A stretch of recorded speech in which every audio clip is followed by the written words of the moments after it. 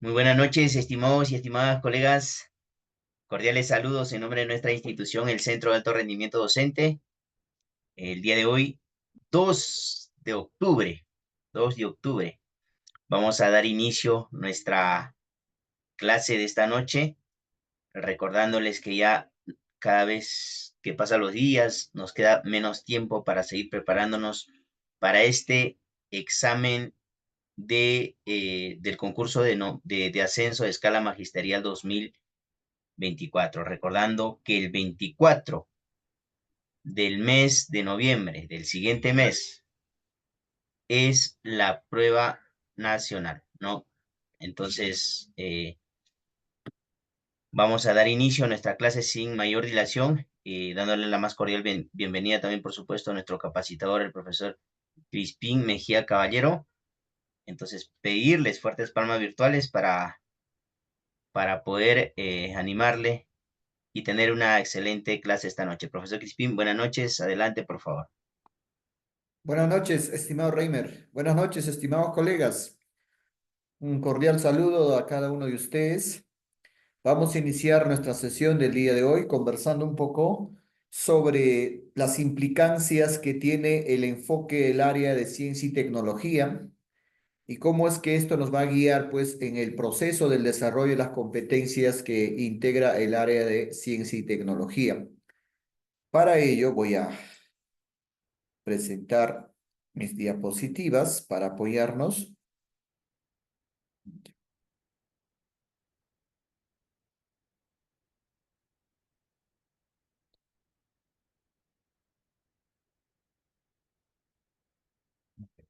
Bien. Muy bien.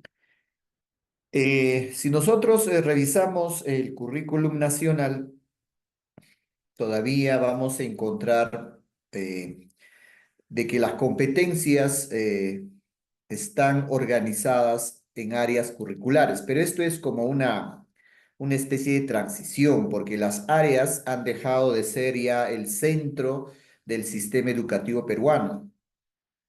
Más bien se enfatiza pues el desarrollo de las competencias, pero lo estamos utilizando como un organizador del currículum, nada más.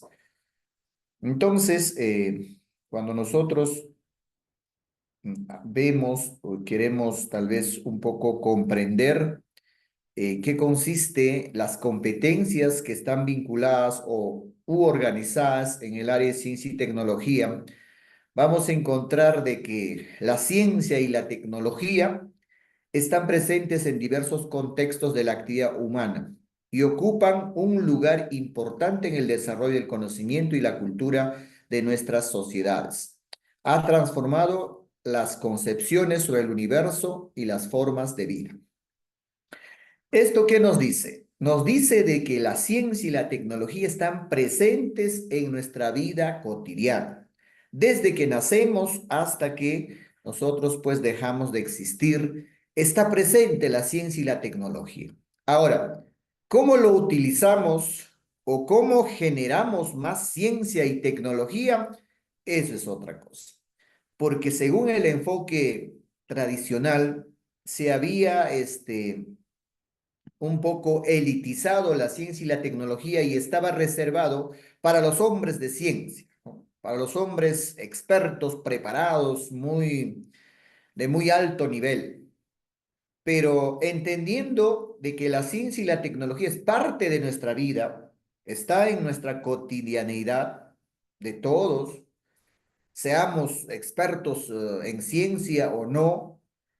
Entonces, el currículum nacional asume de que la ciencia y la tecnología se debe generar, se debe desarrollar desde los primeros años de escolaridad, es decir, desde el nivel inicial, ciclo 1, 2, y luego transcurrir también por los ciclos que organiza educación primaria en el ciclo 3, 4 y 5, y concluir pues con educación secundaria en los ciclos 6 y 7. ¿Para qué vamos a desarrollar la ciencia y la tecnología en todo el proceso de formación de la educación básica de nuestros estudiantes? porque si nosotros desarrollamos estas competencias en nuestros estudiantes, vamos a formar ciudadanos que sean capaces de cuestionarse, buscar información confiable, sistematizarla, analizarla, explicarla y tomar decisiones fundamentadas en conocimientos científicos.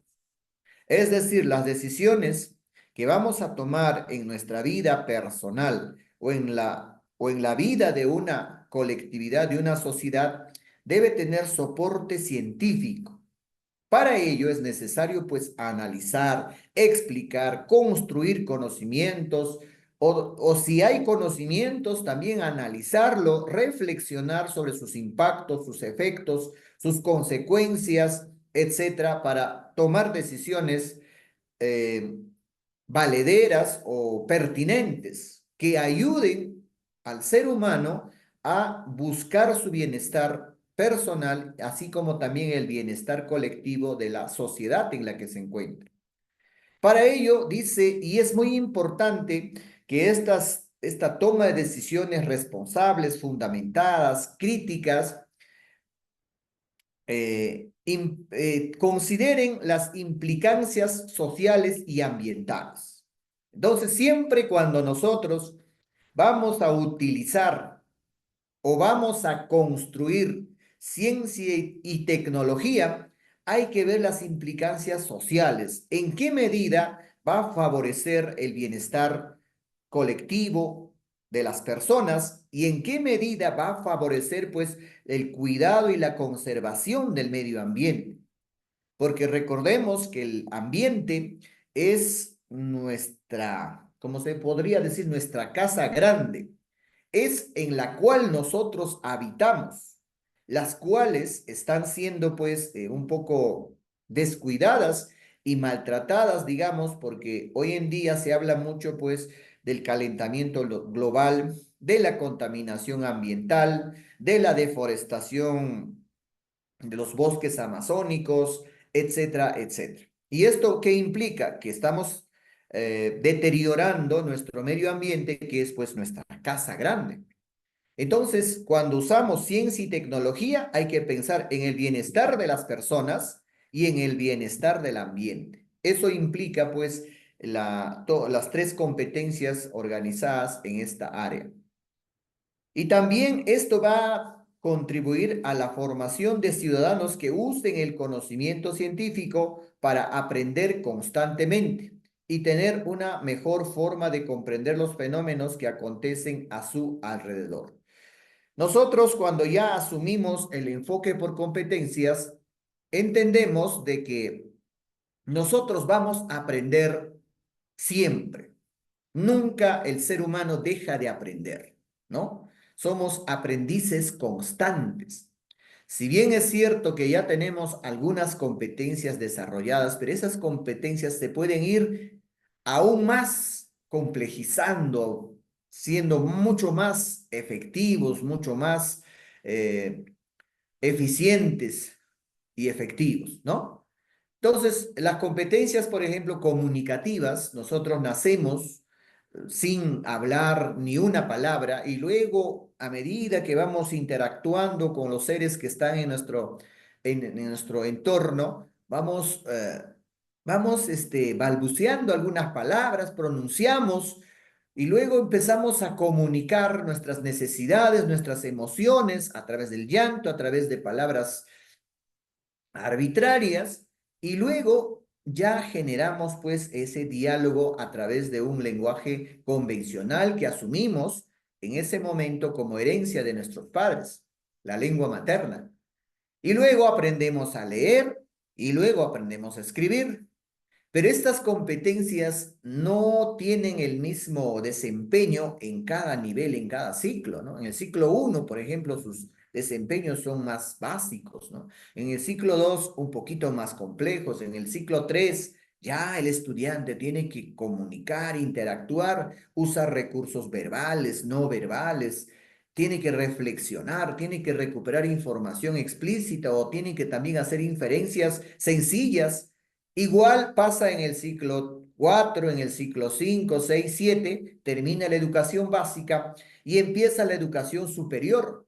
en la educación superior, ya igual estas competencias siguen desarrollándose porque cuando nosotros hacemos una investigación, por ejemplo, para graduarnos, para obtener un título, también utilizamos pues la ciencia y la tecnología, las competencias comunicativas, las competencias matemáticas, seguimos desarrollando.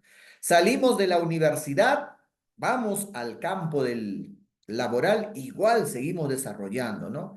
Y los neurocientíficos nos dan la certeza, pues, de que el cerebro aprende constantemente hasta que nosotros podamos partir de este mundo. Entonces, para ello, en el perfil de egreso se establecen pues algunos aprendizajes que están directamente vinculados con el desarrollo de las competencias de ciencia y tecnología. Para desarrollar estas competencias necesitamos asumir un enfoque. El enfoque es enfoque de indagación y alfabetización científica y tecnológica. Dos enfoques que nos van a guiar, nos van a orientar, nos van a dar el soporte teórico, metodológico, cómo es que hay que interactuar con los estudiantes, cómo es que hay que darle tareas, responsabilidades, retos, desafíos, etcétera, para que el estudiante pues haga indagación desde los primeros años de su vida y también utilice la ciencia y la tecnología de manera crítica, de manera racional, de manera de pensando siempre en que la ciencia y la tecnología le va a traer bienestar tanto personal como social y también ambiental. Entonces, el enfoque son dos, ¿no? Enfoque de indagación y el enfoque de la alfabetización científica y tecnológica. Para desarrollar, o perdón, este enfoque son las orientaciones, son el marco teórico, metodológico para desarrollar las competencias. ¿Cuáles? Indaga mediante métodos científicos para construir conocimiento. El otro explica el mundo físico basándose en conocimientos sobre los seres vivos, materia y energía, biodiversidad, tierra y universo. Va a explicar sobre esos campos temáticos de la ciencia y la tecnología.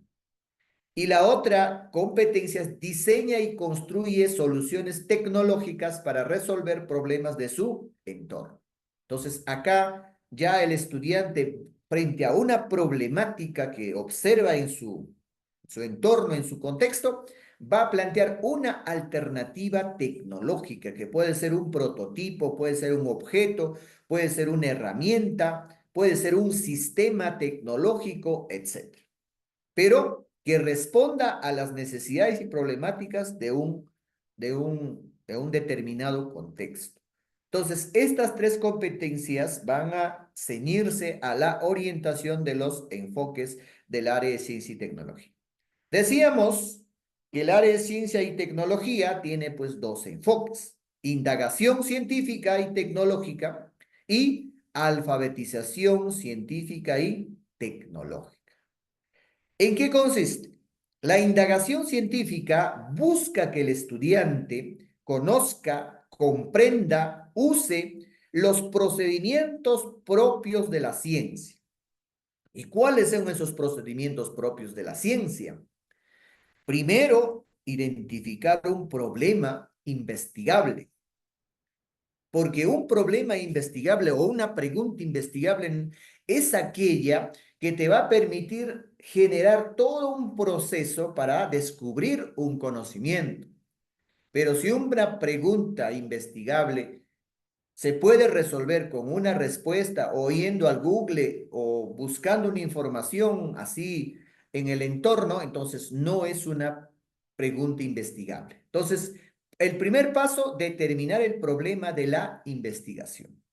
El segundo paso es diseñar, planificar el proceso de la indagación, porque toda indagación necesita un plan, necesita prever primero el propósito. ¿Qué cosa queremos lograr con esa indagación? Luego, las actividades. ¿Qué actividades son necesarias realizar para hacer una indagación?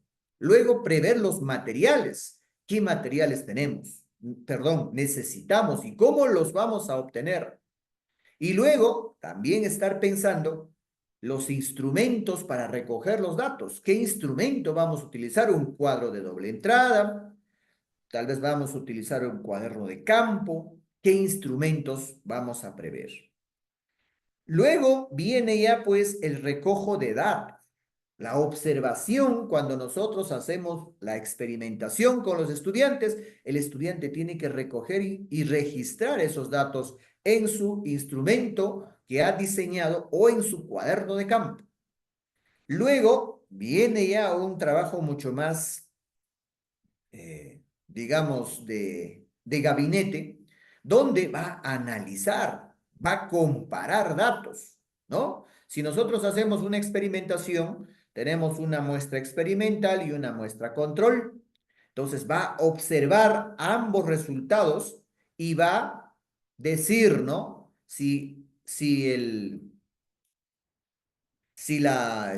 ¿Cómo se dice esto? La muestra experimental, el reactivo o la variable independiente de la muestra experimental, influye o no influye en la variable dependiente. También haciendo la comparación con muestra control, ¿no? La muestra control sirve para ver, pues, ¿no? Si hay esa diferencia o no. Y luego de analizar datos, ¿qué va a hacer el estudiante?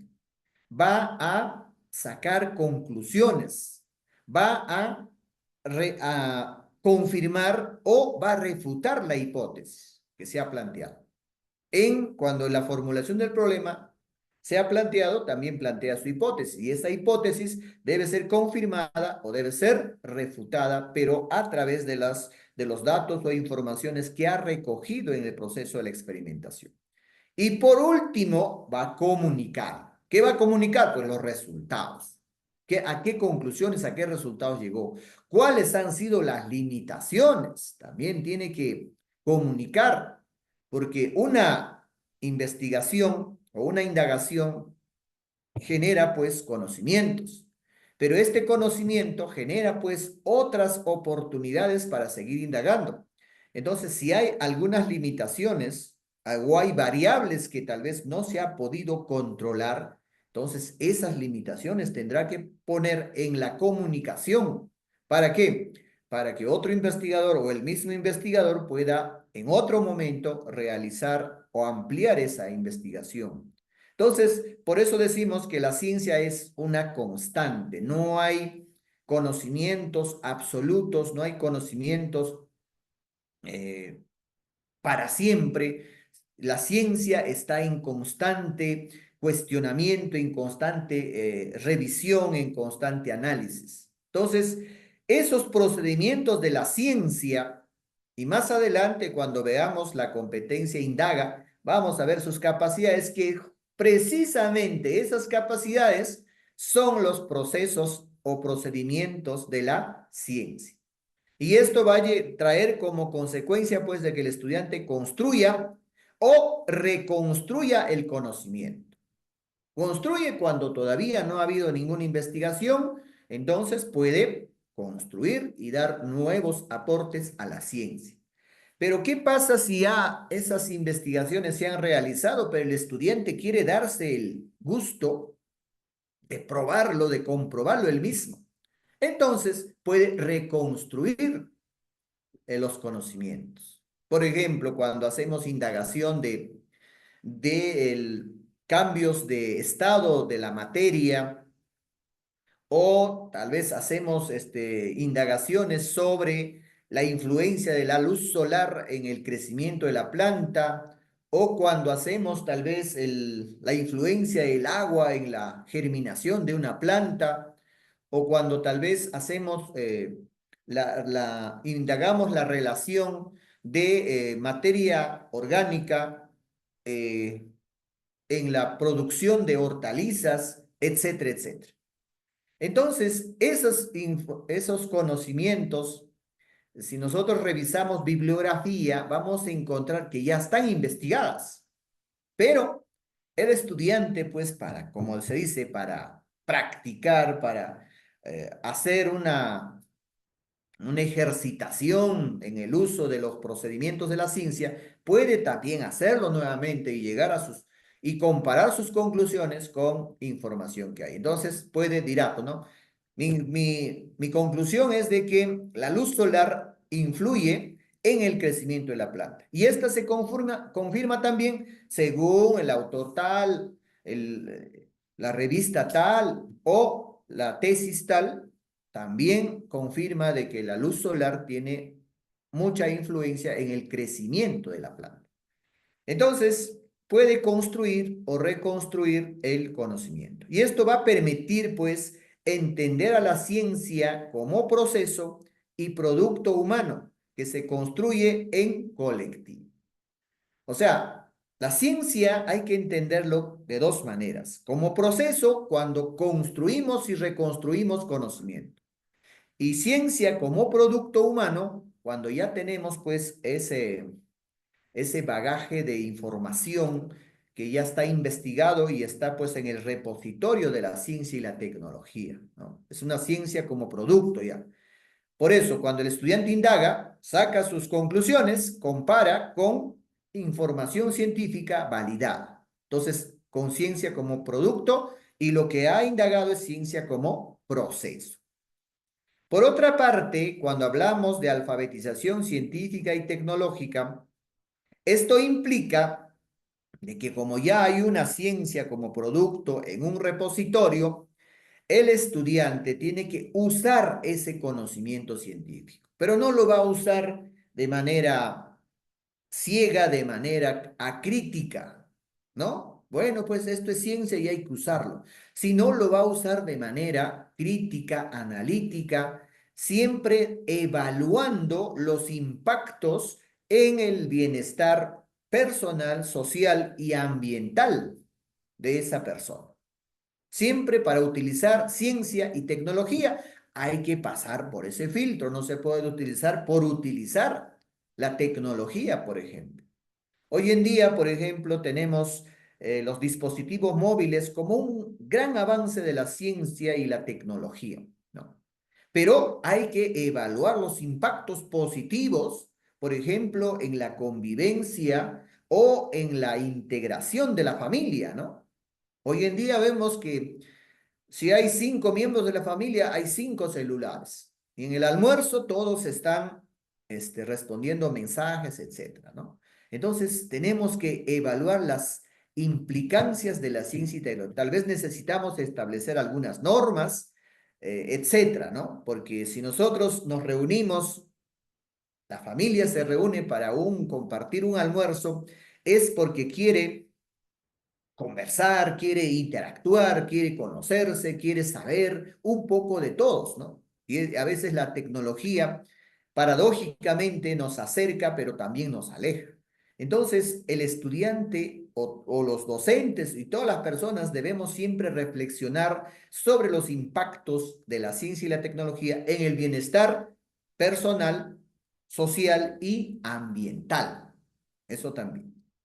Por ejemplo, ¿qué pasa cuando nosotros utilizamos todos los celulares y cargamos, ¿no? También hay un impacto ambiental. Entonces, esta parte de la alfabetización científica y tecnológica implica usar la ciencia, pero con razonamiento, con pensamiento crítico y evaluando siempre las implicancias. Cuando también proponga soluciones tecnológicas, o sea, no solamente cuando usamos la tecnología que ya está elaborado, está en el mercado, pero también los estudiantes cuando diseñan y construyen soluciones tecnológicas van a plantear alternativas de solución tecnológica frente a un problema. Por ejemplo, tenemos un jardín y no sabemos cómo regarlo, pero sabemos que hay un río, una sequía que pasa cerca al, a la institución educativa, pero está arriba, no sabemos cómo hacerlo subir. Entonces vamos a plantear algún diseño de un prototipo, tal vez hacemos subir el agua impulsando con algo, generamos tal vez un recipiente y luego ya pues baja, ¿no? El agua.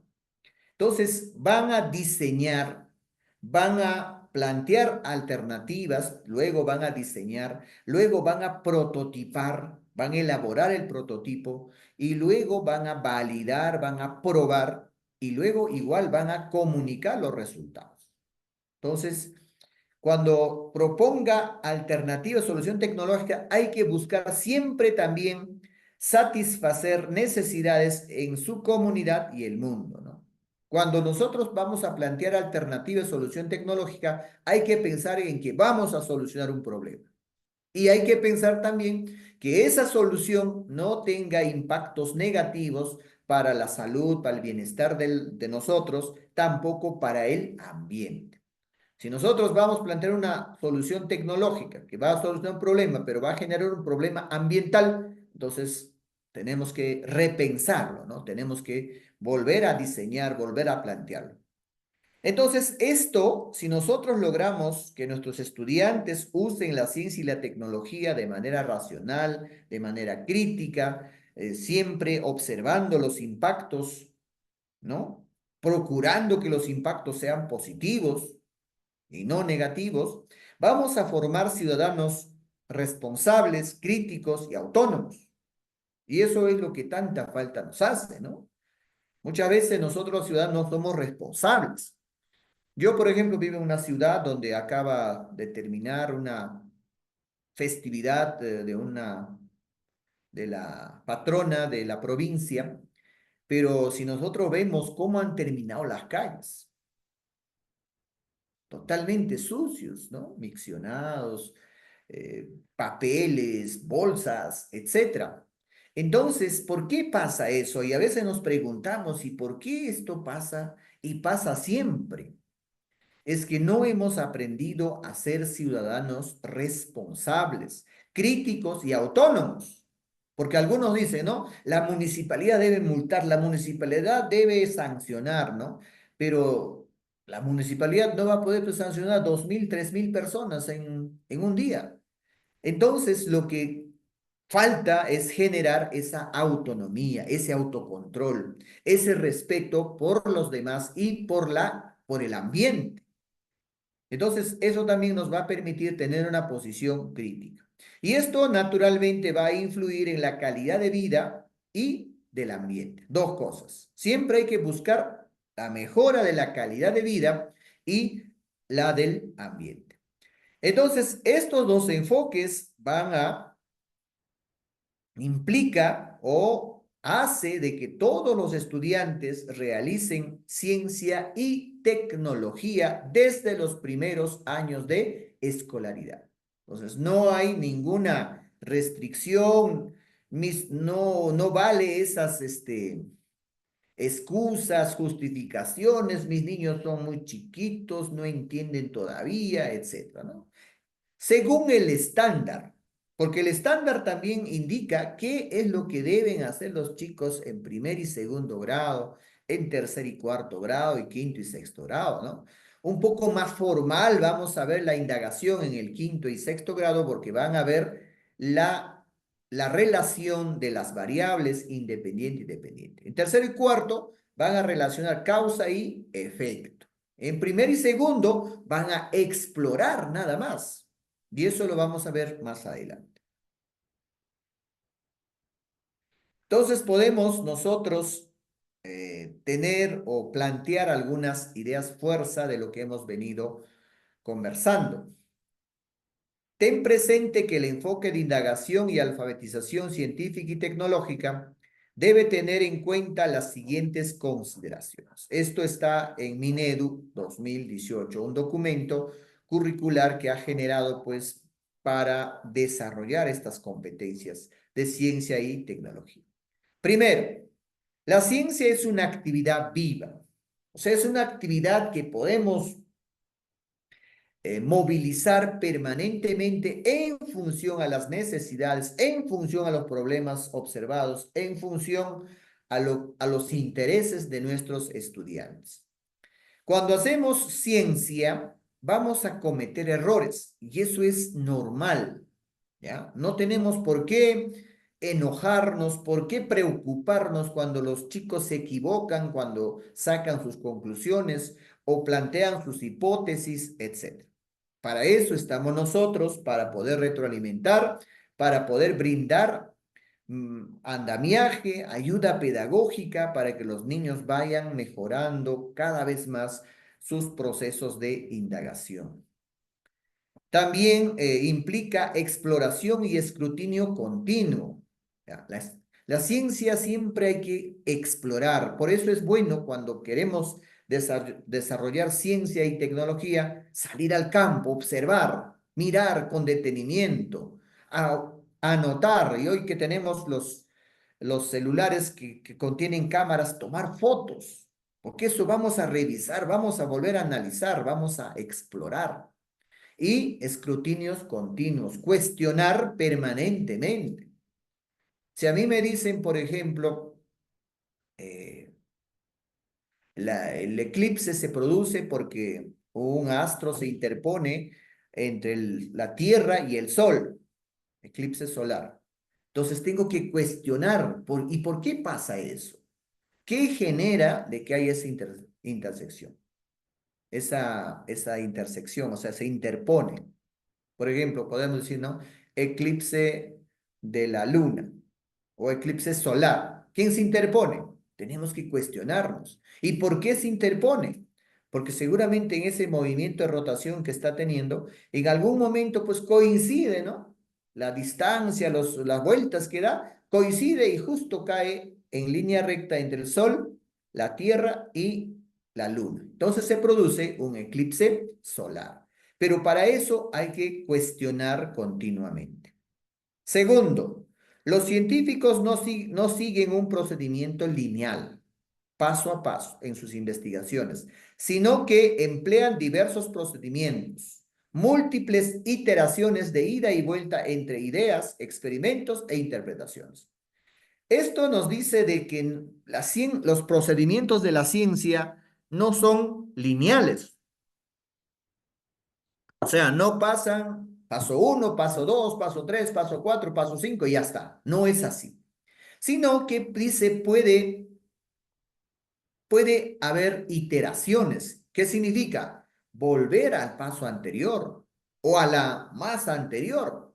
Por ejemplo, si nosotros estamos recogiendo datos y nos damos cuenta de que la relación de variables no está bien, no está preciso. Entonces, ¿a dónde volvemos? A la hipótesis. Pero la hipótesis está en qué función a qué. Está en función al planteamiento del problema. Entonces volvemos hasta el planteamiento del problema, mejoramos el planteamiento del problema, mejoramos la hipótesis y mejoramos el recojo de datos. O sea, la ciencia es así. No podemos decir, yo ya pasé la formulación de hipótesis, ya sigue nomás. No. Si hay necesidad, hay que retroceder, hay que volver. Iteraciones de ida y vuelta. Podemos volver atrás, podemos adelantar hacia adelante. Experimentos e interpretaciones. Eso debe quedar claro. No es un proceso lineal, sino es un proceso iterativo de ida y vuelta, de avances y retrocesos, etcétera, etcétera. Tercero, las clases de ciencia deben ser un lugar para explorar, proceder y practicar las actitudes, así como las formas de pensar y comunicarse propias de la ciencia y la tecnología. Entonces, cuando hacemos ciencia y tecnología, no podemos hacerlo, pues, eh, encerrado en las cuatro paredes del aula. Tenemos que salir, tenemos que explorar, tenemos que proceder, tenemos que practicar actitudes de asombro, de escepticismo, ¿no? De cuestionamientos, etcétera. Entonces, eso implica hacer ciencia y tecnología, salir al campo, ¿no? Y el cuarto dice, las ideas científicas están sujetas a continuo escrutinio por parte de los propios científicos. Las teorías son un modelo que llega a la explicación y entendimiento intuitivo del porqué de las cosas, lo que constituye el estado más alto del conocimiento humano. Mientras que la ley es una mera generalización de una observación que se cumple. lo que no necesariamente contiene una explicación de cómo o por qué es que se cumple. Entonces hay que diferenciar dos cosas, ¿no? Leyes y teorías. Leyes científicas y teorías científicas. Las leyes, dice, es una mera generalización de algo que ocurre porque es una ley natural. Y ustedes saben que la ley se cumple, ¿no? Por ejemplo, podemos decir que el día y la noche se suceden constantemente. Entonces es una ley. ¿Por qué? Porque observamos y efectivamente se cumple. Es una ley. Porque, entonces generalizamos, ¿no? El día y la noche se suceden continuamente y, por decir, duran un promedio o duran un promedio de 24 horas. Es una ley. O podemos decir que el ciclo vital del ser humano es nace, crece, se reproduce y muere. Es una ley. Nadie puede modificar eso. Tal vez se puede ampliar, ¿no? Tal vez podemos tener buena economía, podemos ir a una clínica, podemos tal vez sanar algunas enfermedades, pero a la final de cuentas, todos vamos a morir. Es el ciclo vital del ser humano. Nace, crece, se desarrolla, se reproduce y muere. Eso es una ley y es una ley natural. Entonces se cumple. En cambio, las teorías son el conjunto de investigaciones que han pasado diversos escrutinios, ¿no? Y se han constituido como un modelo de explicación y entendimiento intuitivo del porqué de las cosas. Trata de explicar el porqué de las cosas. Entonces, podemos concluir con estas ideas fuerza para comprender, pues, el enfoque del área de ciencia y tecnología. Luego, cuando nosotros ya vamos a ver y lo vamos a analizar con detenimiento, una de nuestras grandes debilidades como maestros es de que no conocemos a profundidad lo que significa la competencia y cuáles son sus capacidades. Porque sabemos que en un currículum por competencias hay que desarrollar competencias. Y para desarrollar competencias hay que conocer el enfoque. Y ya un poquito conversamos, pero ustedes pueden seguir ampliando. Pero también hay que conocer a profundidad qué implica la competencia, por ejemplo, indaga mediante métodos científicos para construir sus conocimientos. ¿Qué significa eso en términos así concretos? Y cuáles son sus capacidades que hay que conocer, porque cuando hacemos indagación, vamos a movilizar estas capacidades. Eso nos dice la definición de la competencia. Para desarrollar competencia hay que movilizar capacidades. Nos, nos dice también en uno de sus acápites, la suma de las capacidades no es desarrollar competencias. Y es explícito y dice así. O sea, yo un día puedo hacer problematiza y lo dejo ahí. En otro momento hago diseño, estrategias para hacer indagación sobre el agua, lo dejo ahí. Luego genera, registra datos e información sobre algo que se me ocurrió, tal vez sobre el crecimiento de la planta. A ver, vamos a suponer de que esto es así, así. Y luego analizo datos e información y luego comunico aisladamente. No, si yo hago una indagación sobre la influencia de la luz solar en el crecimiento de la planta, entonces sobre esa propuesta de indagación tengo que movilizar todas las capacidades, desde problematiza situaciones, diseña estrategias para hacer indagación, genera y registra datos o información, analiza datos e información, evalúa y comunica el proceso y resultado de su indagación, sobre esa indagación. Entonces, si yo hago todo ese proceso, entonces podría decir, sí, estoy desarrollando la competencia indaga.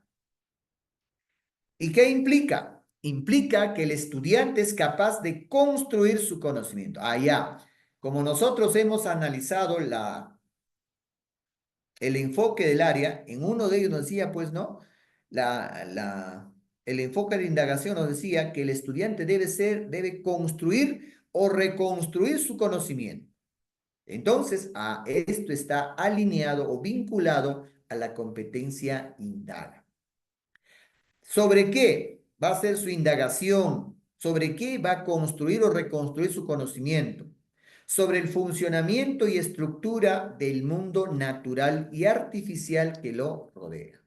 El mundo natural es todo lo que existe sin la intervención de la mano del hombre, ¿no? Los relieves, los glaciares, los ríos, las montañas, las plantas, los animales, etc.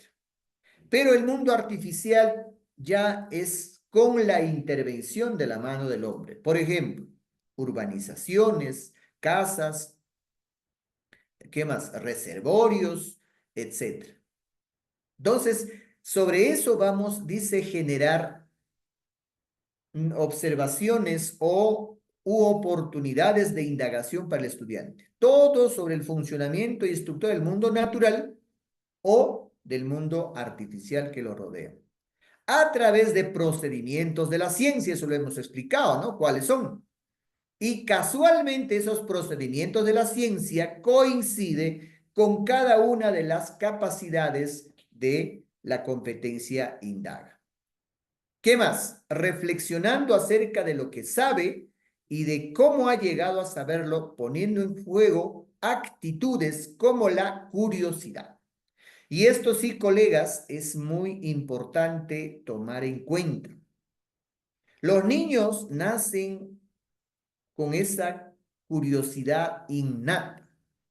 Lo que hace muchas veces la escuela tradicional es cuestionar, es limitar esa habilidad o esa actitud innata del estudiante por la curiosidad.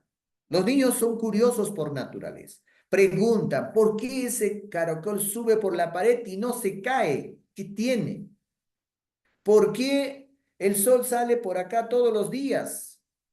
¿Por qué el río corre hacia abajo y no hacia arriba, no? A veces decimos, es tonto, eso es una pregunta tonta, así es pues, ¿no? Pero nosotros debemos desarrollar esa curiosidad con otras preguntas. ¿Por qué crees tú? ¿No?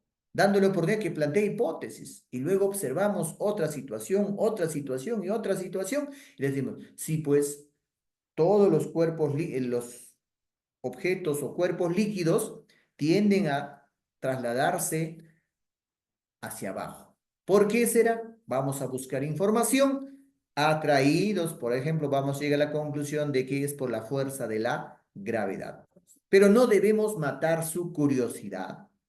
El asombro, los niños cuando algo extraordinario observan, ese asombro se nota en su carita cuando abren sus ojitos, la boca y miran asombrados, ¿no?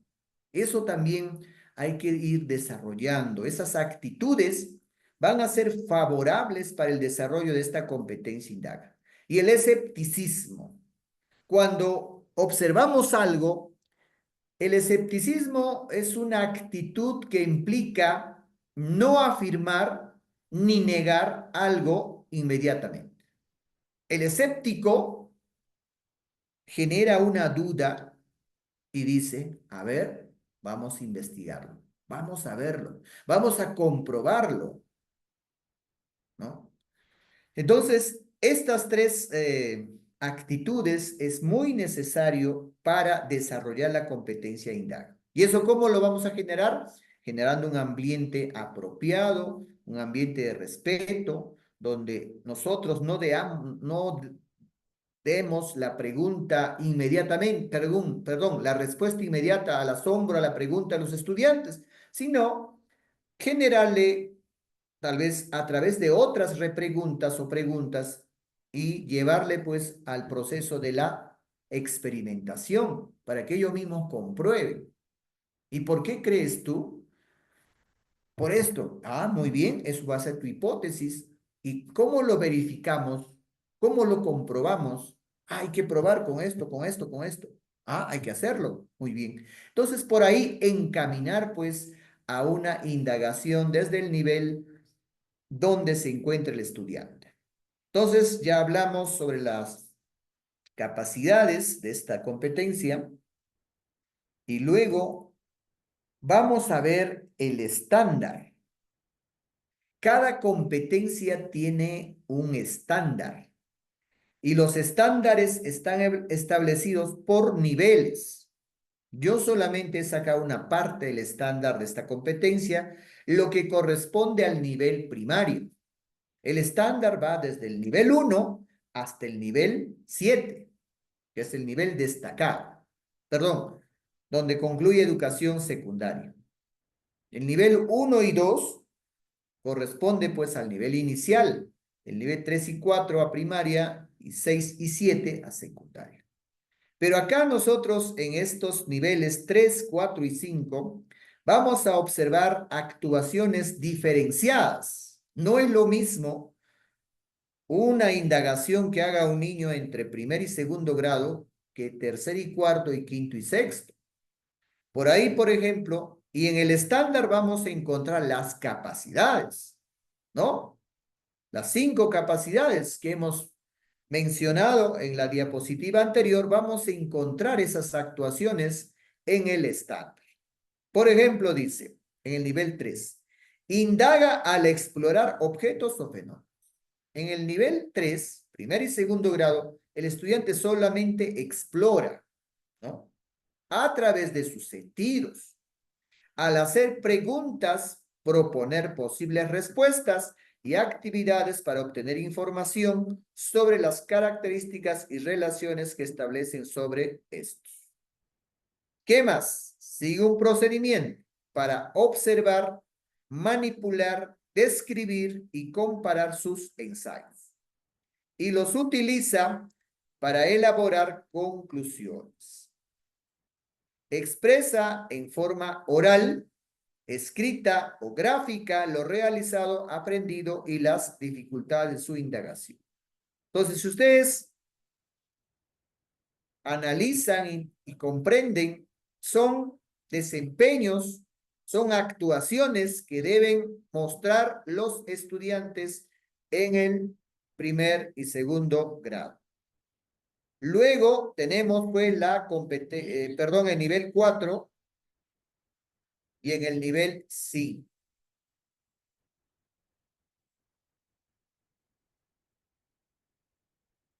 Y acá tenemos un poco más analizado, porque el estándar se debe analizar e identificar las actuaciones esperadas. ¿Para qué?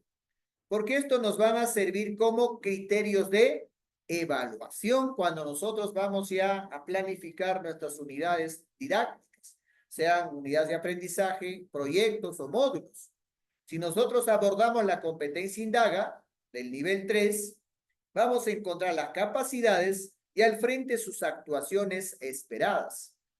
Por ejemplo, cuando abordamos la capacidad problematiza situaciones para hacer indagación, ¿qué debe hacer el estudiante? ¿Qué debemos observar en el estudiante? El estudiante hace preguntas, propone posibles respuestas al explorar objetos o fenómenos. En la capacidad diseña estrategias, propone actividades para obtener información sobre las características y relaciones que establece sobre los objetos o fenómenos. En la siguiente capacidad, genera y registra datos e información, tenemos, sigue un procedimiento para observar, manipular y describir. Va a seguir un procedimiento. Y en la capacidad analiza datos e información, tenemos, compara sus ensayos y los utiliza para elaborar conclusiones. Y en la otra capacidad, evalúa y comunica, la actuación esperada es expresa en forma oral, o sea, utilizando pues su lenguaje oral, o escrita, si es que ya el estudiante se apropió del sistema de lectoescritura en el nivel convencional, también puede utilizar eso. O puede hacerlo también de manera gráfica, a través de dibujos, puede también expresar sus conclusiones, sus resultados de su indagación, aprendiendo y las dificultades de su indagación. ¿Qué dificultades ha tenido en su indagación? Entonces, colegas, esto es un estándar analizado del nivel 3. Del mismo modo, tenemos el estándar analizado del nivel 4. El estándar dice, indaga al establecer las causas de un hecho o fenómeno, ¿no? En el nivel 3 decía, indaga al explorar objetos o fenómenos. Y acá ya va a establecer causas de un hecho o fenómeno. Va a establecer cuáles son las causas. Si, por ejemplo, la planta, vemos una planta se secó en nuestro jardín o en nuestro biohuerto, entonces podemos establecer una pregunta, ¿no? ¿Por qué se secó la planta? ¿Cuáles fueron las causas por las que se secó la planta? Y allí están la redacción de las capacidades para formular preguntas y posibles respuestas sobre estos sobre la base de sus experiencias. Propone estrategias para obtener información sobre el hecho o fenómeno y sus posibles causas. Registra datos. Los analiza estableciendo relaciones y evidencias de causalidad. Comunica en forma oral, escrita o gráfica sus procedimientos, dificultades, conclusiones y dudas. Si ustedes se dan cuenta, las actuaciones un poquito más complejas, ¿no? En el ciclo 3 comunicaba de forma oral, escrita o gráfica sus resultados y algunas dificultades. Acá van a comunicar qué procedimientos han usado, qué dificultades han tenido, qué conclusiones, a qué conclusiones han arribado y qué dudas todavía quedan. Cuando analizamos este estándar de la competencia indaga en el nivel 4, vamos a encontrar en la primera capacidad, formula preguntas y posibles respuestas sobre las causas de un hecho o fenómeno sobre la base de sus experiencias. La siguiente capacidad propone estrategias para obtener información sobre el hecho o fenómeno y sus posibles causas. La siguiente capacidad registra datos. La siguiente capacidad analiza los datos estableciendo relaciones y evidencias de causalidad. Va a analizar, pero siempre estableciendo esa relación de causalidad. Y en la última capacidad, comunique en forma oral, escrita o gráfico sus procedimientos, dificultades, conclusiones y dudas. Entonces, cuando analizamos el estándar, vamos a encontrar estas actuaciones que es necesario observar durante el desarrollo de las actividades de aprendizaje para ver si efectivamente estamos desarrollando y estamos logrando el nivel esperado en ese grado o en ese ciclo. Luego, cuando nosotros analizamos el estándar del nivel 5, encontramos de que indaga las causas o describe un hecho o fenómeno que identifica. Para formular preguntas e hipótesis en las que relaciona las variables que intervienen y que se pueden observar. Quinto y sexto grado ya vamos a ver la relación de variables independiente y dependiente. Propone estrategias para observar o generar una situación controlada. También hay que identificar las variables intervinientes porque hay que controlar esas variables, porque si no pueden interferir en nuestras conclusiones, en la cual registra evidencias de cómo una variable independiente afecta a otra dependiente. Establece relaciones entre los datos, los interpreta y los contrasta con información confiable.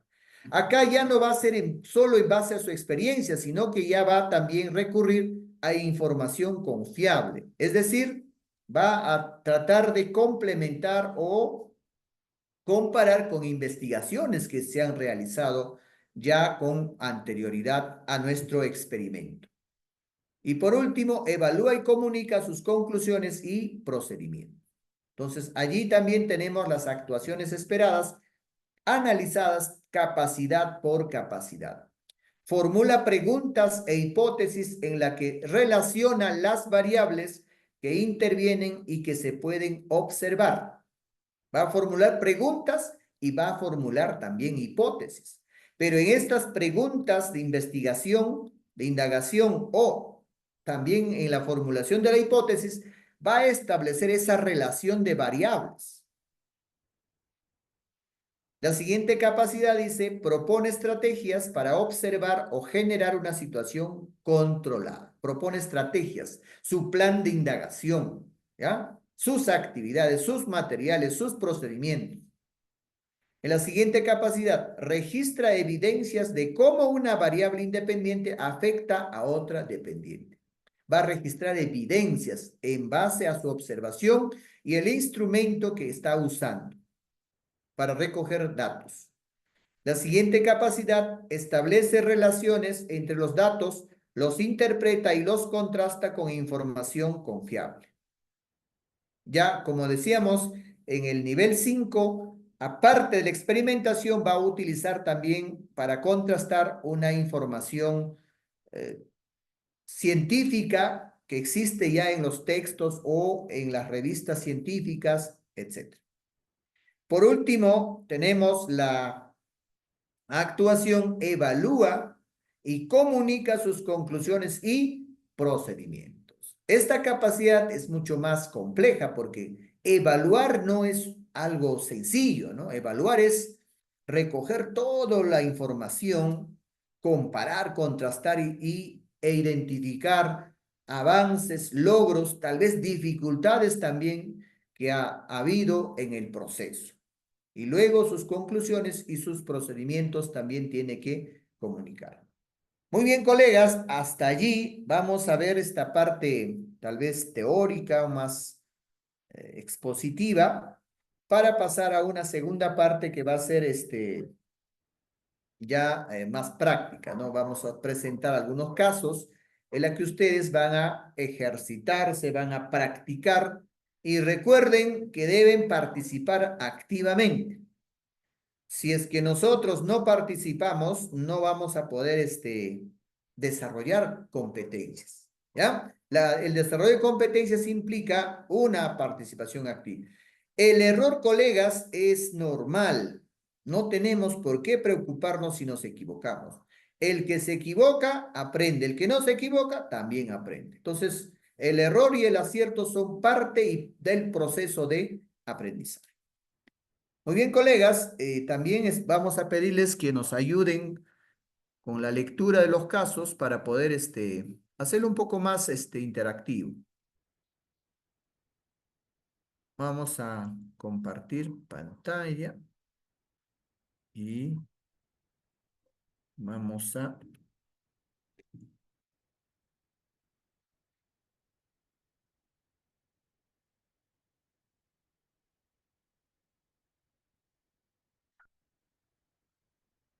Ahí está.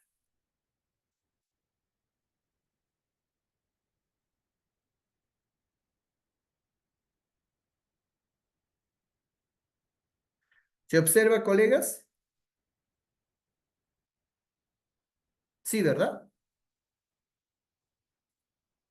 Ya,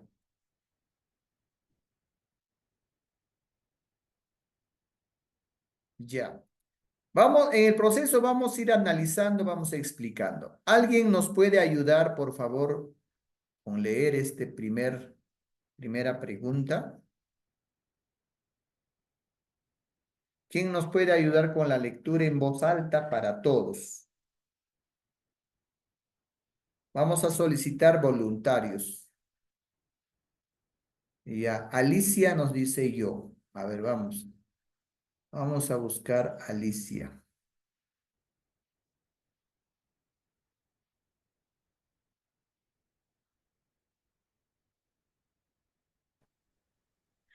Buenas Ya. noches, profesor, Buenas colegas. noches, adelante.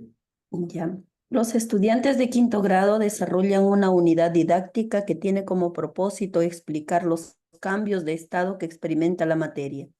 Como parte de la evaluación de la unidad, la docente presenta a los estudiantes la siguiente actividad. Se tiene dos bloques de hielo, bloque 1 y bloque 2, ambos con la misma forma, tamaño y masa. En el bloque 2 se divide en 3 partes, como se observa a continuación. ¿Cuál de los bloques de hielo terminará de derretirse primero? ¿El bloque 1 o todas las partes del bloque 2? ¿Por qué? ¿Cuál de los siguientes estudiantes responde correctamente a las preguntas planteadas por la docente? Carlos. Se derretirá al mismo tiempo porque ambos bloques tienen igual cantidad de hielo. Marta. El bloque 1 se derretirá primero porque tiene caras más grandes y así recibe más calor. Jessica. El bloque 2 se derretirá primero porque al estar dividido tiene más caras por donde llega el calor. Gracias, maestra, muy amable. Bien, ahora sí, a ver, van a enviar sus respuestas al chat. Déjense un tiempito para analizarlo, comprenderlo y luego van enviando sus respuestas al chat. Colocan el número y la letra y la alternativa que ustedes consideren que es la respuesta.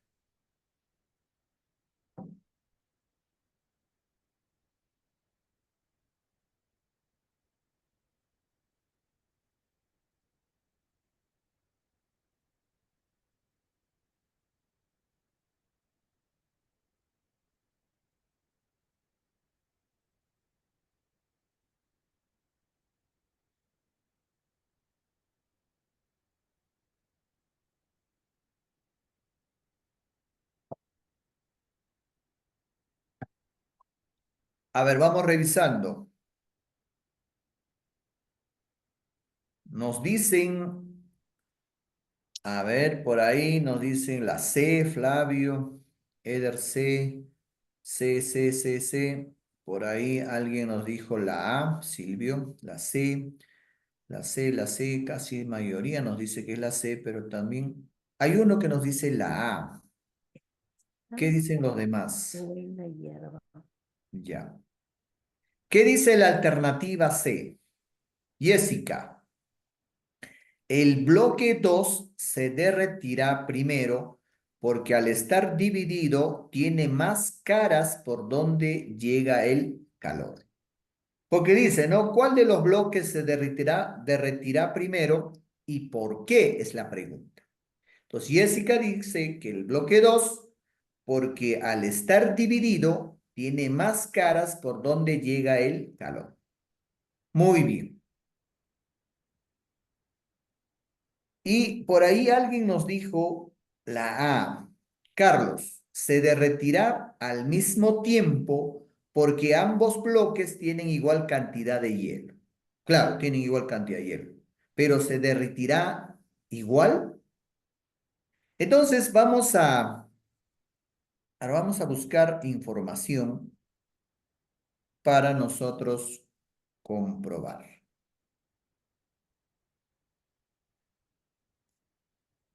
A ver. ¿Por qué se derrite el hielo? ¿Cuál es la causa, el factor para que el hielo se derrite? El hielo se derrite debido a un aumento en la temperatura. Entonces, cuando hay aumento de temperatura, el, el hielo que está en estado sólido va a pasar al estado líquido. Eso es necesario que haya aumento de temperatura. O a la inversa, cuando disminuye la temperatura, también del estado líquido pasa al estado sólido. También tenemos que ver la transferencia de calor, presión, propiedades del agua. El hielo se derrite cuando recibe suficiente energía térmica para que las moléculas de agua pasen de un estado sólido a un estado líquido. Entonces, está comprobado de que es necesario observar la temperatura. Ahora, la temperatura puede llegar de la misma forma cuando el bloque está en uno solo o el bloque está partido. No necesariamente, porque el bloque cuando está partido tiene más caras. O sea, más espacio por donde puede llegar el sol que cuando el bloque está en uno solo. Entonces, la respuesta que ha dado Jessica, pues, es la más acertada. Necesita energía térmica para derretirse. ¿Y dónde, o sea, dónde hay más caras? Cuando el bloque está partido. Y tal vez una solución matemática le podríamos dar, ¿no? Podemos decirle tal vez, como sea partido en tres, ya son 3 metros. El bloque grande tiene 3 metros. Entonces, 3 metros por acá, 3 metros al otro lado, son 6. 3 metros arriba serían 9. 1 metro a los costados, 10, 11 metros cuadrados. Estamos calculando. 11 metros cuadrados de superficie por donde puede recibir calor, el bloque grande. En cambio, los bloques pequeños tiene 1 metro, son 4 metros más 1 metro que es el de arriba, 5 metros cuadrados tendría cada bloque. En 3 bloques tendría 15 metros cuadrados de exposición, sin contar la base. Entonces, en el bloque grande tendría por donde recepcionar 11 metros cuadrados. En el bloque ya desminuzado tendría 15 metros cuadrados para recibir temperatura. Entonces, ¿cuál se va a derretir primero? Los que están partidos, porque tienen mayor superficie por donde pueden recibir calor. Entonces, la respuesta correcta, pues, es la de Jessica.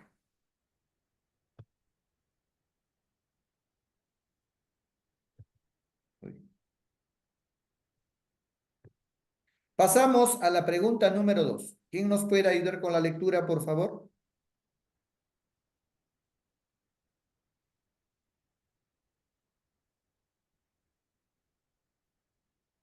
Yo, profesor, sigo con la lectura. Ya, adelante. Seguimos. Los estudiantes de quinto grado están desarrollando una actividad sobre la clasificación de animales. En este contexto, un equipo de estudiantes presentó a la docente la siguiente tabla de clasificación. Título: Clasificación animal. Clasificando animales. Grupo 1. Serpientes, sapos, ratones. Grupo 2. Cucarachas, cangrejos, pulpos. ¿Cuál de los siguientes criterios empleó el equipo de estudiantes para realizar dicha clasificación? Tipo de célula, tipo de reproducción, presencia de columna vertebral. Gracias, maestra, muy amable. A ver, respuestas al chat. ¿Cuál creen que es la respuesta a esta pregunta? Número 2 y la letra, por favor.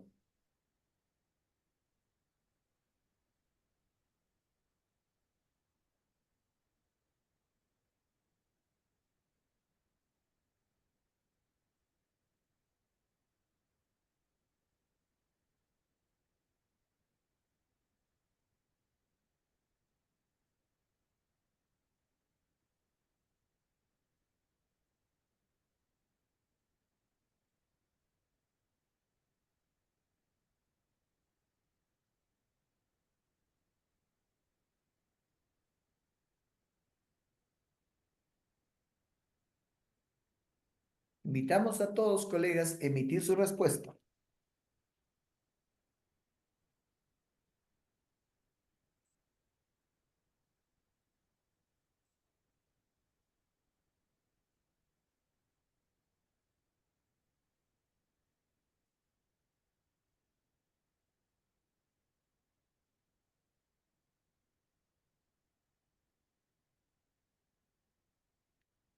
Bien, al momento hay 9 respuestas. Vamos a revisarla.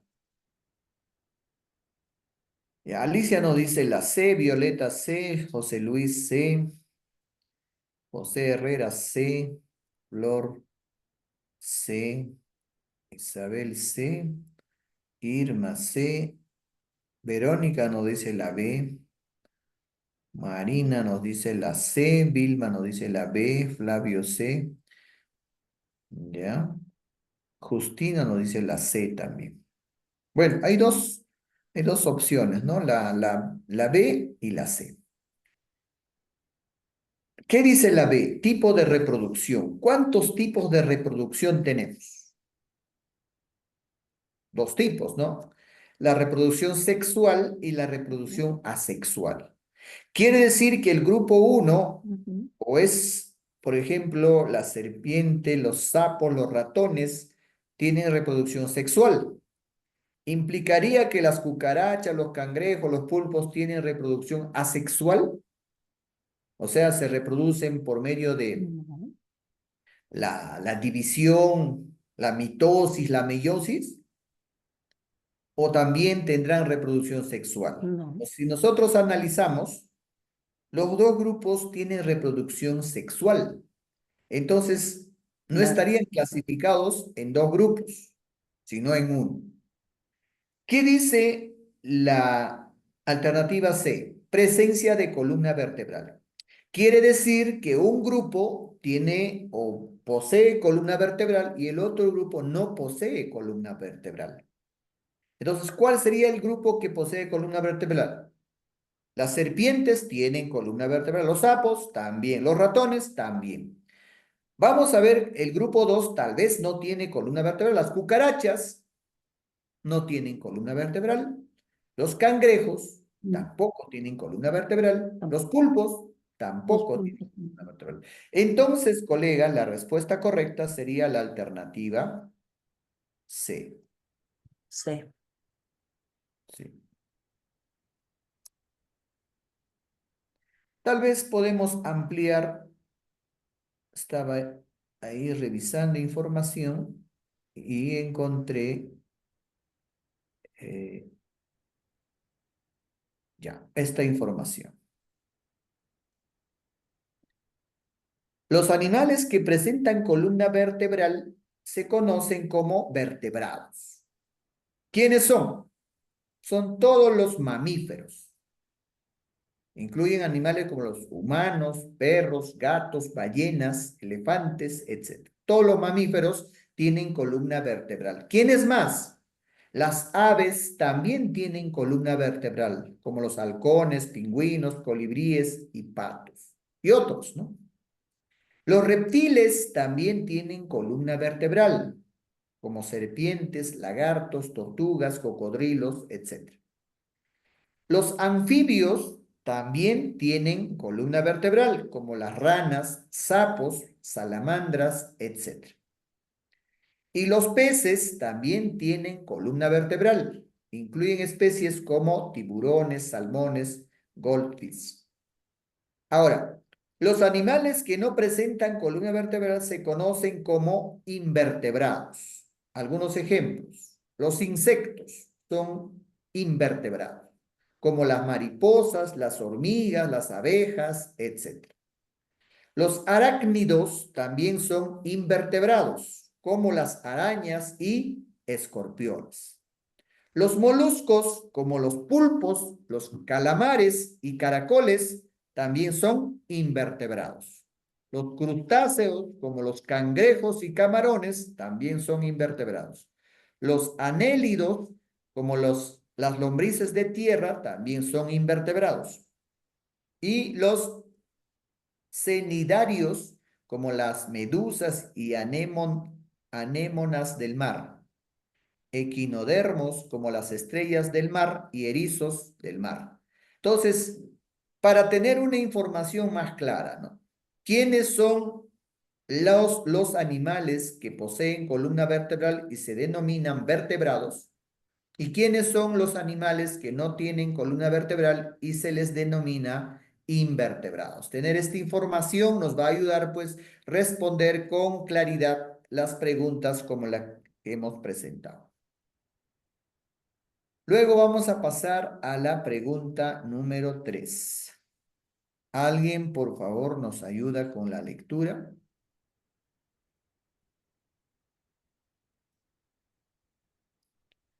A ver, levanten la mano, colegas. Sigo leyendo, profesor. Ya, adelante, maestra. Seguimos entonces. Lean la siguiente situación y responda las preguntas 3 y 4. Una docente de quinto grado propuso una unidad didáctica sobre el uso responsable de la energía eléctrica. Para ello, realizó, junto con los estudiantes, diferentes actividades. Los estudiantes, organizados en equipo y con orientación de la docente, exploraron un circuito eléctrico compuesto por una pila, un foco y un cable. En este contexto, Juana, una de las estudiantes, planteó la siguiente pregunta. ¿Cómo podríamos hacer para que el foco del circuito brille más? La docente escribió la pregunta de Juana en la pizarra y mediante una lluvia de ideas promovió la participación de los estudiantes para recoger sus respuestas a dicha pregunta. Luego, las sistematizaron y, junto con ellos, elaboraron el siguiente organizador visual. A ver, vamos a pasar a la siguiente, ¿eh? Seguimos, maestro. ¿Ya?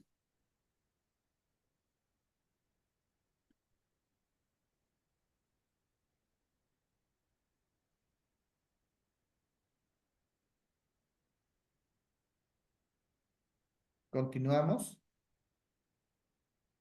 Allí vemos el organizador visual que hizo la niña. ¿No se ve? Sí, sí se ve. Ahí tenemos un organizador visual donde hay una pregunta y hay tres ramas principales y luego ramas secundarias, ¿no? Seguramente lo ha visto. Leemos la pregunta, maestro. ¿Cómo, cómo podríamos hacer para que el foco del circuito brille más? Teniendo en cuenta la secuencia planteada, ¿cuál fue el principal propósito de la docente al elaborar juntamente con los estudiantes este organizador visual? A. Que los estudiantes identifiquen los componentes de un circuito eléctrico. Que los estudiantes establezcan criterios para diferenciar los tipos de circuito eléctrico. Que los estudiantes identifiquen factores que influyen en el funcionamiento de un circuito eléctrico. Gracias, maestra. El docente ha hecho esta actividad a través de una lluvia de ideas y ha establecido este organizador visual. ¿Cuál será el principal propósito del docente? A ver, enviamos respuestas al chat, colegas. Colocamos el número 3 y 3 así, ¿no? Sí, 3 y la letra de la alternativa que ustedes consideran que es la respuesta.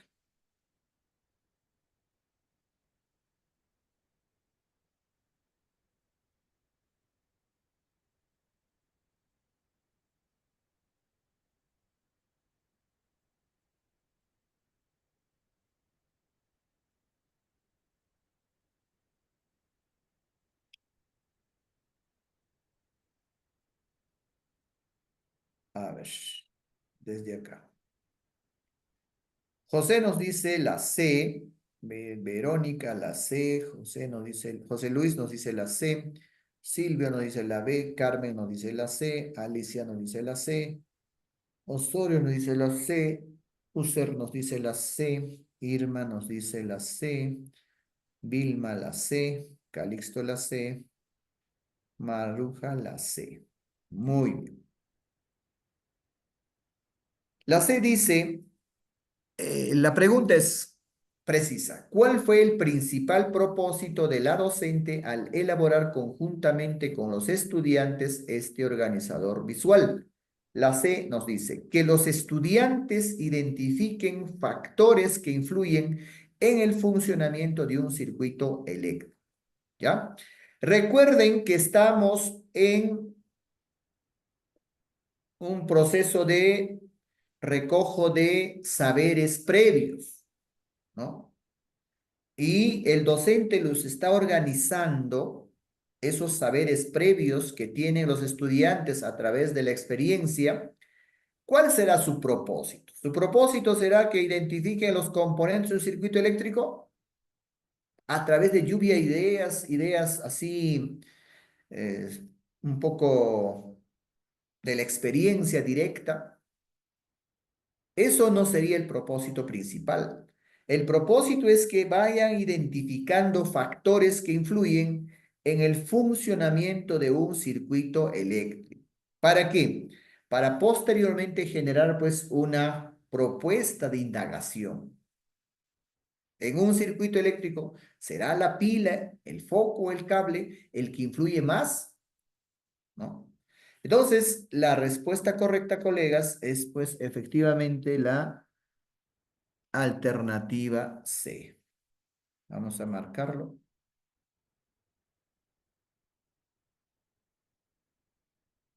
Bien. Pasamos a la pregunta número 4. ¿Quién nos ayuda con la lectura, por favor? Marina también nos decía la C, User también nos decía la C. Muy bien. La pregunta 4. ¿Quién nos puede leer?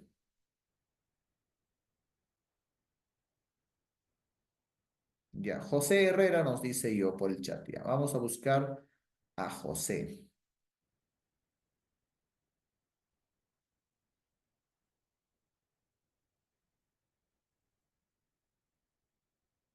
Ya. Adelante, maestro. Ya, pregunta 4.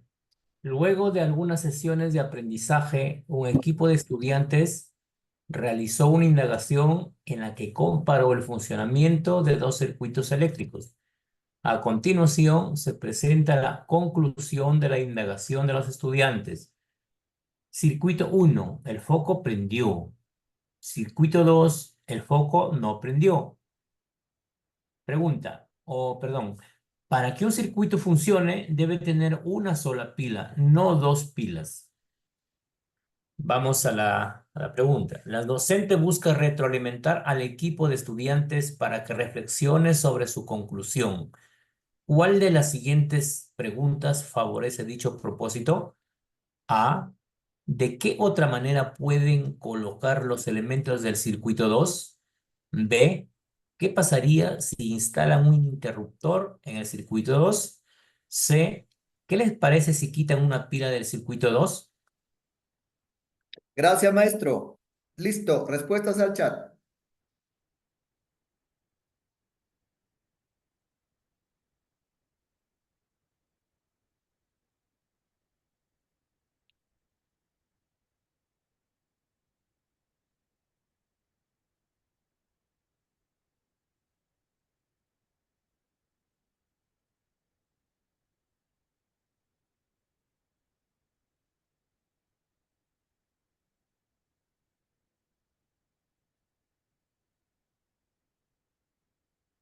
Ya, vamos revisando. A ver. 4. Listo. Flavio nos dice la A, User la A, ¿De qué Maruja manera pueden la colocar A, los José dos? Luis la A, José Herrera nos dice la A, Irma Herrera ¿Qué la A, pasaría Calixto si la A. instalan un interruptor en el circuito 2? Todos apuntan hacia la alternativa A, los que han participado. Muy bien, acá vemos dos circuitos. El circuito 1 tiene un foco, tiene dos cables y tiene una pila. Y la pila pues está conectado de la parte positiva que va a uno de los ingresos de la pila, del foco, y la parte positiva va al otro lado, ¿no? Y prende el foco, normal. En el circuito 2 vemos algo parecido, pero ahí vemos dos pilas. Pero si nosotros nos fijamos un poco más minuciosamente, vamos a identificar de que la pila está colocado positivo con positivo. Y nosotros, pues por información científica o por experiencia, sabemos de que para que haya fluido eléctrico en una pila, tiene que estar pues conectado positivo con negativo necesariamente. Solo así fluye la energía. Si no, no. Seguramente ustedes han podido experimentar en una linterna de mano, ¿no? Cuando colocamos la pila, la parte positiva arriba, y colocamos topando la parte positiva con la negativa, entonces prende, ¿no? Con dos pilas, hasta con tres. Pero ¿qué pasa si lo invertimos y lo hacemos chocar negativo con negativo? La pila, el foco no prende. o a la inversa, positivo con positivo, tampoco. Por ahí no hay fluido de la energía eléctrica. Entonces, ahí hay un error en el procedimiento de su experimentación del niño y el niño llega a una conclusión errónea. Dice que para que un circuito funcione debe tener una sola pila, no dos pilas. Con dos pilas no funciona, dice el niño. Pero es errónea esa conclusión. Entonces necesita retroalimentar. ¿Cuál sería la pregunta más pertinente, más adecuada para retroalimentar? La alternativa A, dijeron la mayoría. ¿De qué otra manera pueden colocar los elementos del circuito 2? Ajá. Esto ayudaría al estudiante tal vez, y a ver, voy a girar esta pila en sentido contrario y la pila prende. Entonces, ¿qué le diríamos? ¿Tu conclusión ahora tiene sentido? Nos dirán, pues que no. ¿Cómo podrías mejorar? Ah, la conclusión será, pues no, de que para que haya un circuito necesita conectar pilas positivo con negativo para que fluya el circuito eléctrico. Entonces, sí, pues colegas, efectivamente la alternativa A es la respuesta correcta. Lo vamos a marcar, ya. Pasamos a la pregunta 5. ¿Quién nos ayuda a leer, por favor?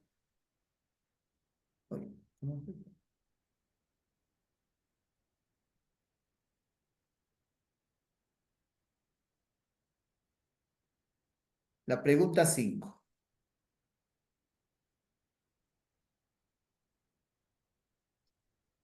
Ya. Irma nos dice yo. Irma Herrera. Ya vamos a buscar a Irma Herrera.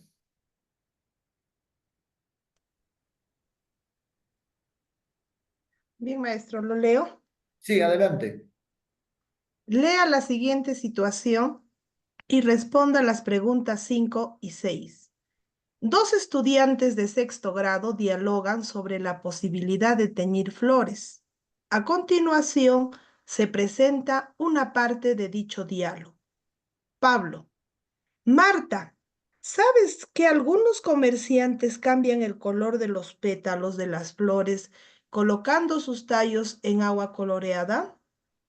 Yo quisiera teñir flores con los colores que me gustan, pero he visto que a veces demoran hasta un día en teñirse. Marta: ¡qué interesante! ¿Y si ponemos en un recipiente con agua coloreada flores blancas de tallo grueso y otras de tallo delgado? Luego, durante una hora, observamos cuál de las flores se colorea más. Pregunta 5. En la propuesta de indagación de Marta, ¿cuál es la variable dependiente? A. La intensidad de la coloración de los pétalos. B. La cantidad de agua coloreada en la que colocan los tallos. C. El tiempo durante el cual observarán los cambios en la coloración de las flores. Muy bien. Gracias, maestra. A ver, respuestas al chat. 5 y su letra. El tiempo del cual observará. La cantidad de la veamos. La intensidad de los pétalos.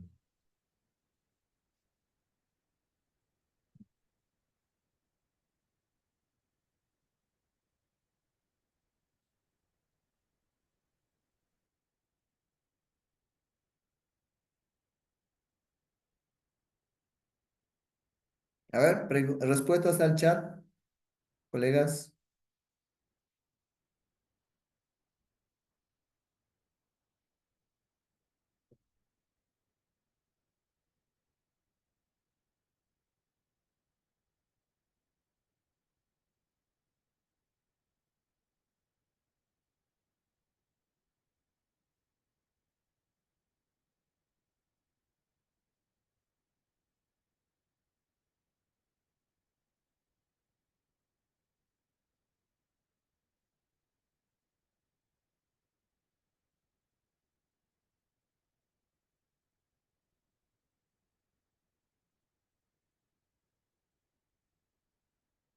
A ver, vamos revisando. Hay 5 respuestas.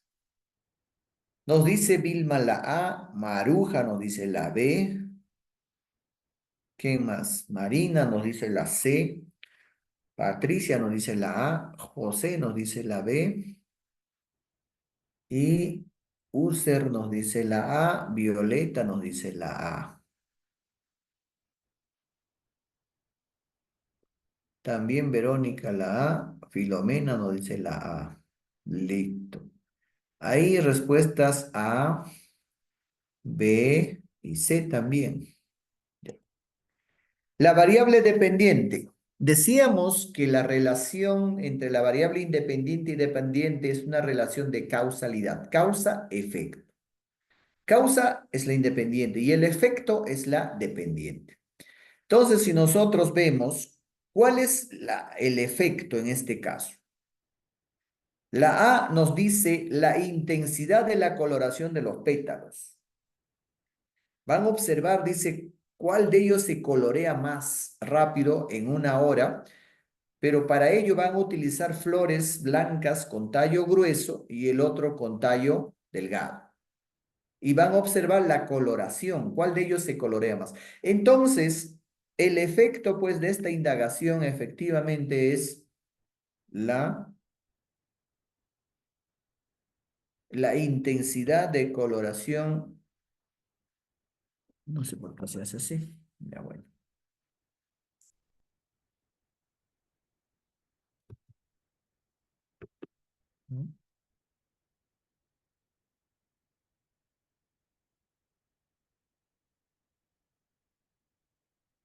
Ya.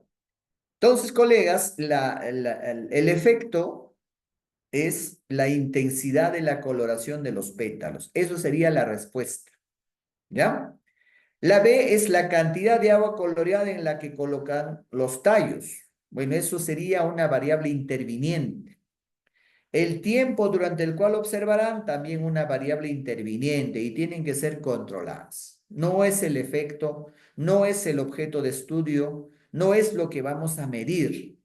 Entonces, ¿qué es lo que vamos a observar? Vamos a medir. Es la intensidad de la coloración de los pétalos. Eso sería la variable dependiente.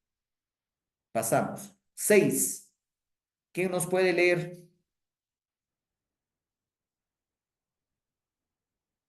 Muy bien, José Luis. La variable dependiente es el resultado, claro. Es el efecto. Es lo que vamos a mirar, lo que vamos a observar. ¿Cómo cambió? ¿Cómo fue afectado? Muy bien. Ya. Alicia nos dice que nos puede leer. Alicia Castillo. Ya.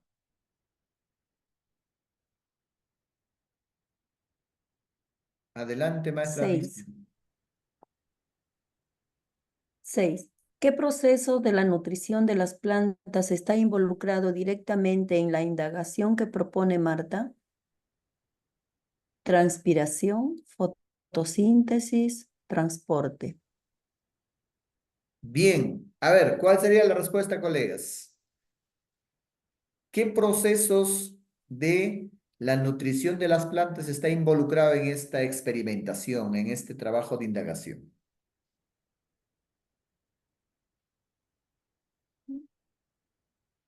No sé. Ya ahí la maestra nos dice la C. ¿Qué dicen los demás?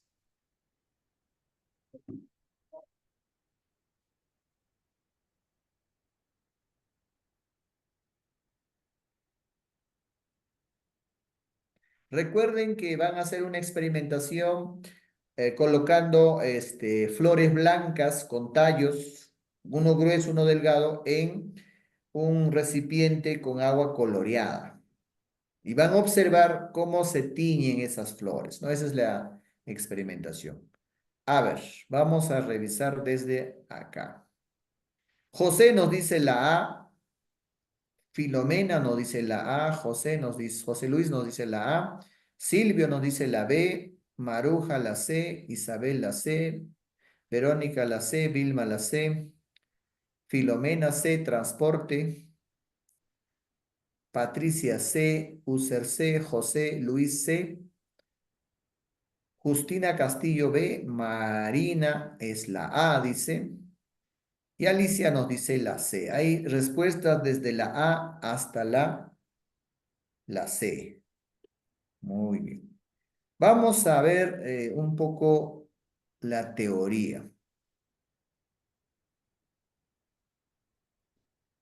Ya.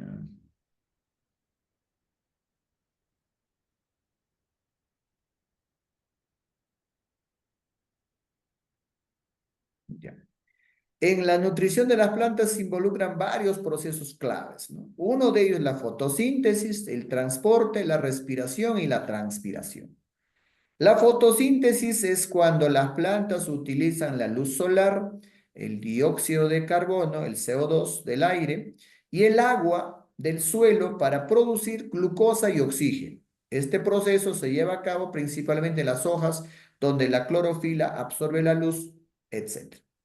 Ese proceso no se utiliza en esta experimentación porque van a poner agua coloreada y luego van a observar cómo se colorean las flores. Transporte. El agua y los nutrientes absorbidos se transportan a través de los tejidos vasculares de la planta. El xilema transporta agua y minerales desde las raíces hasta las hojas, mientras que el floema distribuye los productos de la fotosíntesis, como la glucosa, a otras partes de la planta. Entonces, si vemos allí, ¿qué están utilizando? Están utilizando pues ese proceso de transporte que utiliza la planta para su nutrición, para poder transportar pues los colorantes con agua hacia las flores. ¿Cuál de ellos están utilizando? ¿El xilema o el floema?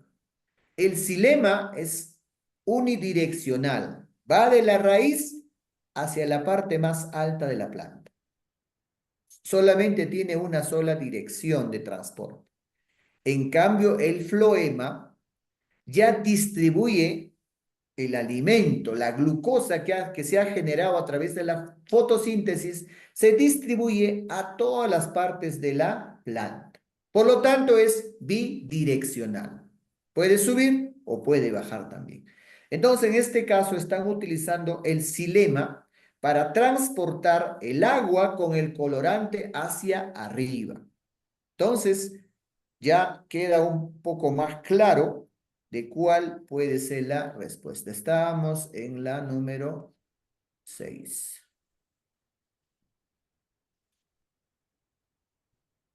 Ya. Entonces, colegas, la respuesta a esta pregunta es la alternativa C, transporte. Eso es lo que están usando. Porque van a observar cómo es que la planta va a transportar hacia arriba, utilizando el xilema, que son conductos unidireccional que van de abajo hacia arriba, para transportar el agua coloreada.